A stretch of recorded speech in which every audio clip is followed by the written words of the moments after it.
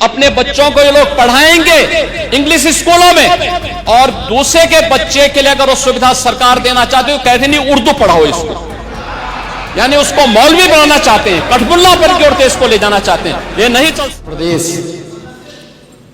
के विभिन्न बोलियों को,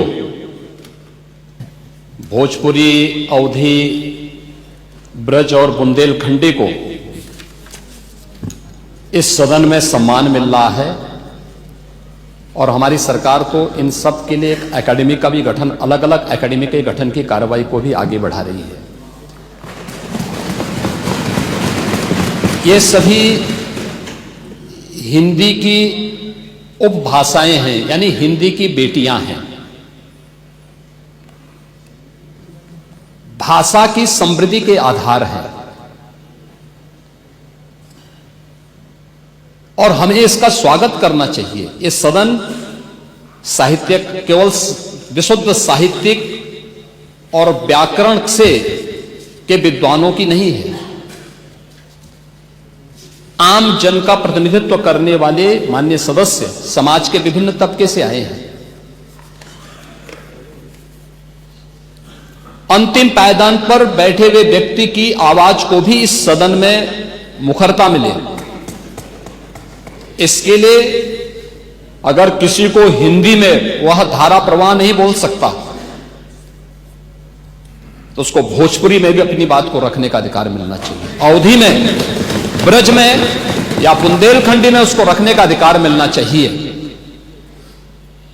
ये कौन सी बात हो गई कि भोजपुरी में ना बोले, अवधी में ना बोले, इसका विरोध अंग्रेजी का, बुंदेलखंडी में ना बोले, और उर्दू की आप वकालत कर रहे हैं। ये बड़ी विचित्र बात है।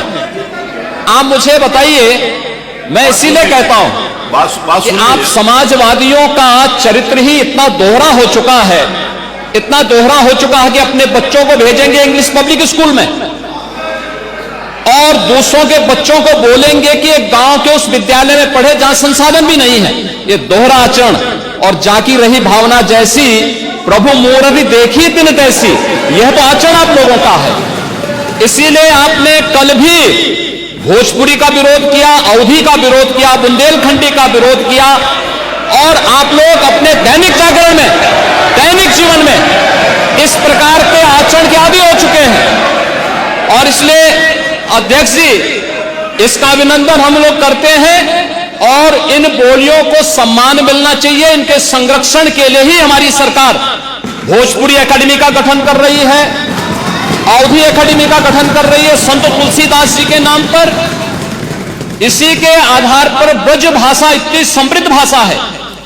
सूरदास जी ने अपनी सभी रचनाएं उसी भाषा में दी हैं। संत तुलसीदास जी ने अपनी कालजयी रचना रामचरितमानस, जो इस सदन में ही नहीं, उत्तर भारत के अंदर और भारत से प्रवासी हुए जितने भी ऐसे लोग हैं जो मॉरिशस में या दुनिया के फिजी में या दुनिया के किसी देश में गए, उनके संकट काल में रामचरितमानस ही तुलसीदास जी का अवधी भाषा में रचा गया, रामचरितमानस ही उनका सहारा बना था। और आज जब उसको सम्मान मिल रहा है तो आप उसका विरोध कर रहे हैं। बड़ी विचित्र सी स्थिति है। आप हर अच्छे कार्य का समाज, आज के यही ढोंग है आप लोगों का, यही ढोंग है। हर अच्छे कार्य का आप विरोध करेंगे, हर अच्छे कार्य का आप विरोध करेंगे। हर अच्छा कार्य जो प्रदेश के हित में है, देश के हित में है, आप उसका विरोध करेंगे। और मुझे लगता है इस प्रकार के विरोध की निंदा होनी चाहिए, और हम इसका समर्थन करते हैं जो उत्तर प्रदेश की बोलियों को सम्मान मिल रहा है। मैं आपका धन्यवाद करूंगा और विधानसभा सचिवालय को इस बात के लिए धन्यवाद दूंगा।